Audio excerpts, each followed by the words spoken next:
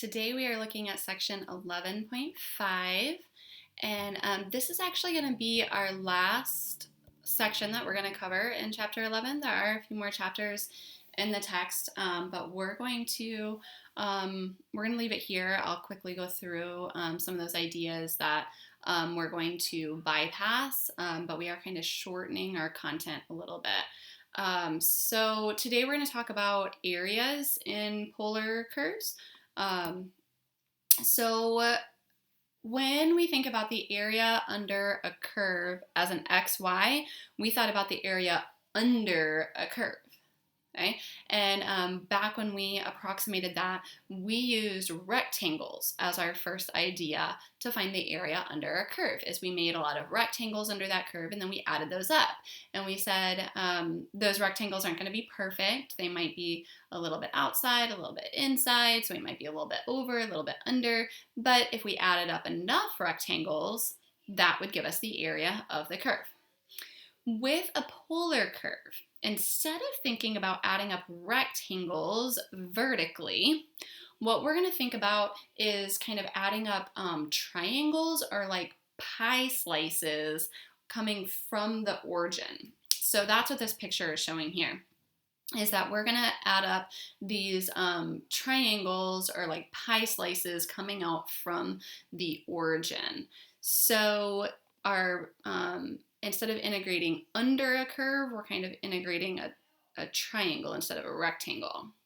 So geometrically then, the area of that figure we're going to call 1/2 of r squared d theta is the area differential, the amount of area that would be covered in that pie slice.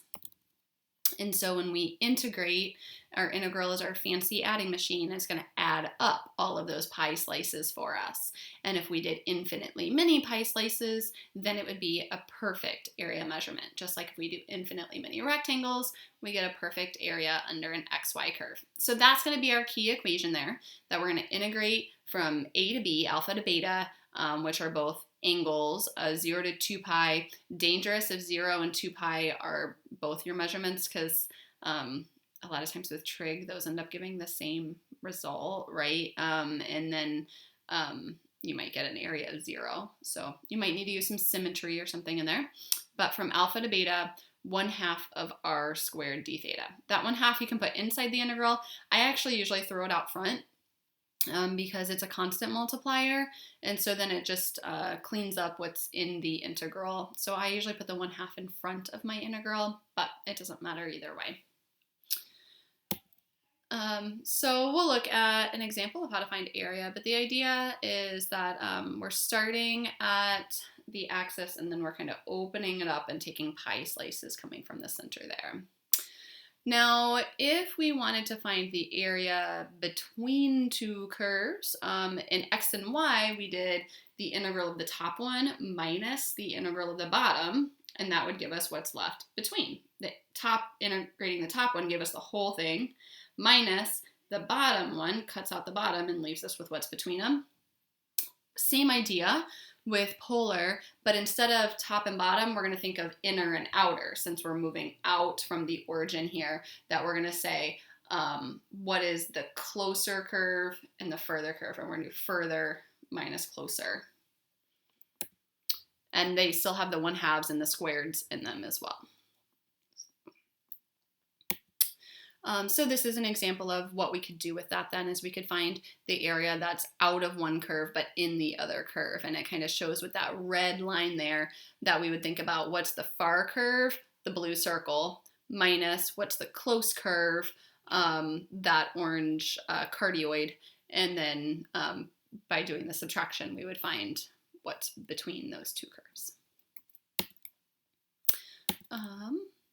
Length, the length formula, we're actually not going to do any length problems, but I'm going to go ahead and just show you. The length formula ends up being pretty much the same as what we've been looking at with length already, in that it's a Pythagorean theorem, but it is a little bit different in that there's one derivative in there.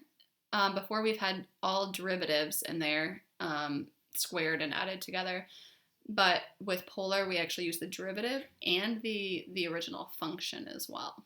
So a little bit different of a formula there, but the practical solving of it, it turns out to be, you know, the same general idea. So we could calculate the length of a curve then.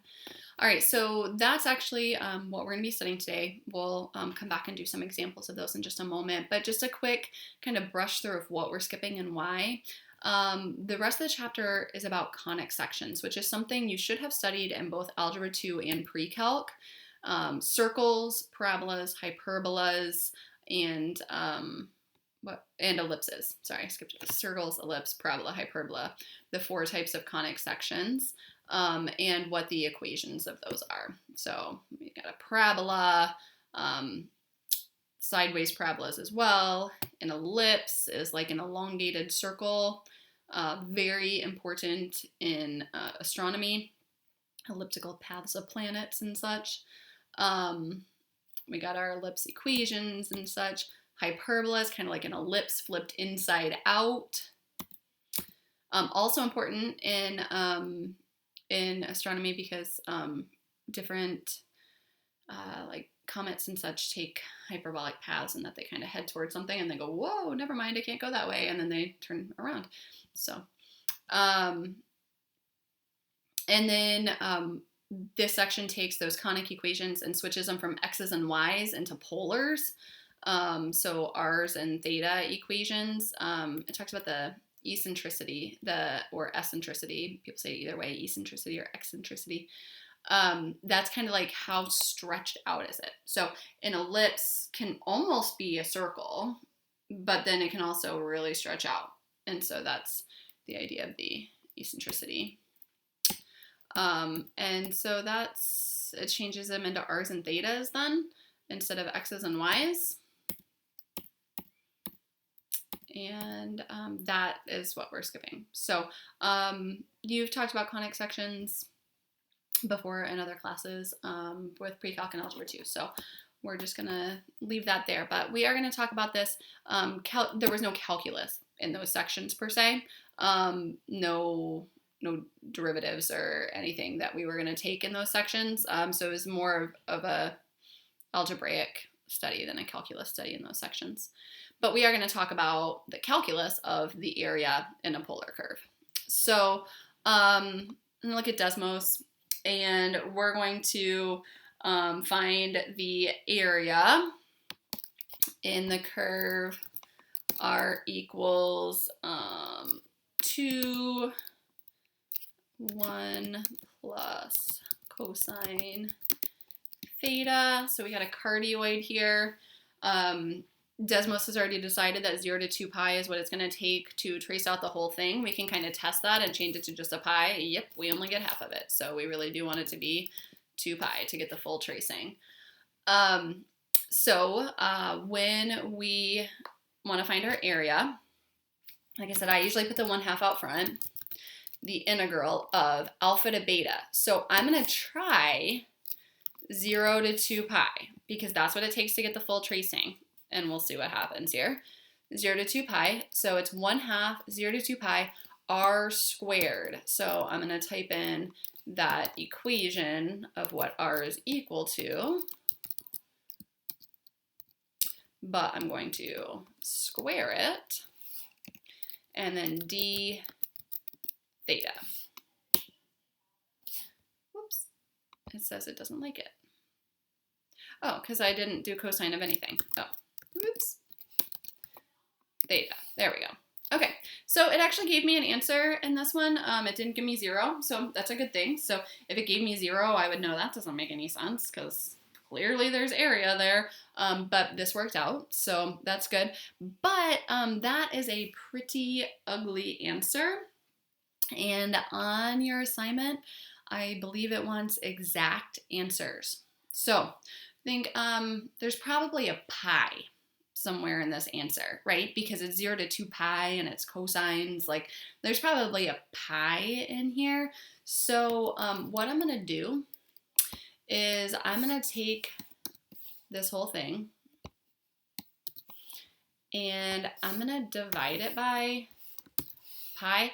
Look at that. That's a nice clean number.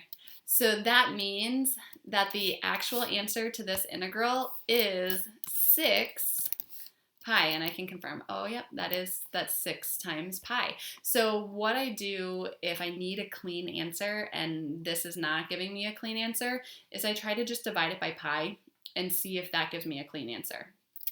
And that might fix my problem. Now if it doesn't, then I might have to actually do some by hand integrating using our integration rules and stuff. But if I can avoid doing the by hand at this point in the year, I like to try to. So that's kind of a little trick to turn your what might be messy decimal into an exact answer that might be required. All right, let's look at one more example.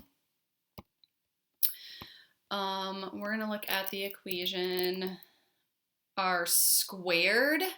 And I'm going to type it in, but we already talked about in the last lesson that Desmos isn't going to like this. 4 sine 2 theta. Okay, and it says, nope, you can't do a squared. So, but I just wanted that there so that you can see that's the actual equation that I'm working with. That's what the problem would have said. But we need to change it into the square root of 4 sine 2 theta. And r equals negative the square root of 4 sine 2 theta. And those actually are exactly the same, red and black, black and red, exactly the same. So really it's a redundancy. We didn't really need the negative square root this time. So again, it believes 0 to 2 pi is the best interval to get the whole thing. But what we're actually going to do in this problem is we are going to find just the area inside of one of those loops. So what I need to do is figure out what theta interval do I need to get one loop. So if 0 to 2 pi, it says this the whole thing, then maybe 0 to pi. Yep, there's one loop. And it is just kind of a little bit of a guess and check on it. And so you can just adjust those as you need to get whatever part you want. So if I just want 0 to pi, one loop, then I found that. So now the area, 1/2, the integral from 0 to pi of, and then in here should go r squared. Well, that's what the actual original equation was. So I could type this squared, but square the square root, right? And we're right back to the beginning here. So 4 sine of 2 theta, and I don't have to square because it already is r squared, d theta, and I got an answer of 0. So that doesn't make any sense because there's clearly area inside there. So I'm going to change this into a pi halves and double my answer. So if I think about integrating just from 0 to pi halves, oh, nope, that still gives me the whole loop. Look at that. 0 to pi halves still gives me the whole loop. So that's not even good. So now let's try 0 to pi fourths. Okay, that gives me half a loop. So now I'm going to go 0 to pi fourths and double my answer using some symmetry that way. So a little bit of guess and checking going on in here. There are actual ways that you could do this by solving trig equations, but I tend to just kind of guess and check them on through.